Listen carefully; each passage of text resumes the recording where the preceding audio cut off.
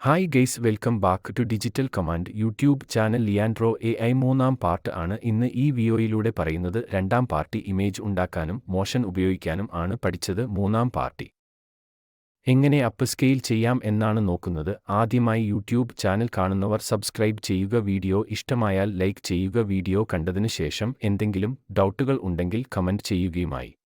Up scale ചെയ്യാൻ വേണ്ടി Leandro home പേജിൽ പോയി യൂണിവേഴ്സൽ അപ്പ് സ്കെയിൽ ക്ലിക്ക് ചെയ്തു അതിലോട്ട് ഇമേജ് ഡ്രാഗ് ചെയ്തിടുകയോ അല്ലെങ്കിൽ ആഡ് ഇമേജ് എന്ന സ്ഥലത്ത് ക്ലിക്ക് ചെയ്ത് ഇമേജ് അപ്ലോഡ് ചെയ്യുക. അതിനുശേഷം അപ്പ് സ്കെയിൽ എന്ന് കൊടുക്കുക. ചെയ്യാൻ വേണ്ടി 30 ടോക്കൺ ആണ് വേണ്ടത്. കുറച്ച് സെക്കൻഡ്സ് വെയിറ്റ് ചെയ്താൽ അപ്പ് സ്കെയിൽ ചെയ്ത ഫോട്ടോ ലഭിക്കും. അത് അറിയാൻ വേണ്ടി ആരോ അങ്ങോട്ടുമിങ്ങോട്ടും ആക്കിയാൽ അതിനുള്ള വ്യത്യാസം മനസ്സിലാകും. ഇനി വേണമെങ്കിൽ അത് ഡൗൺലോഡ് ചെയ്യുകയോ മോഷൻ എന്ന സ്ഥലത്ത് ക്ലിക്ക് ചെയ്ത് മോഷൻ വീഡിയോ ആക്കുകയും ചെയ്യാം. മോഷൻ വേണ്ടി 25 ടോക്കൺ ആണ് കൊടുക്കേണ്ടത്. ഇതെല്ലാം കഴിഞ്ഞ വീഡിയോയിൽ പറഞ്ഞതാണ്.